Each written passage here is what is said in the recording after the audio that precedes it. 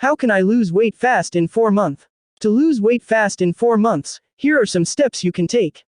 Eat a balanced diet. Focus on eating whole, unprocessed foods like fruits, vegetables, lean protein, and healthy fats. Reduce your calorie intake by cutting back on sugar, processed foods, and unhealthy fats. Exercise regularly. Aim to exercise for at least 30 minutes most days of the week. Mix up your routine with a combination of cardio and strength training to maximize weight loss and muscle building. Stay hydrated. Drink plenty of water throughout the day to help flush out toxins and keep you feeling full. Get enough sleep. Aim for 7 to 9 hours of sleep each night to help your body recover and maintain a healthy weight. Reduce stress. Chronic stress can lead to overeating and weight gain. Find healthy ways to manage stress, such as meditation, yoga, or exercise. Remember that losing weight too quickly can be harmful to your health and is often not sustainable.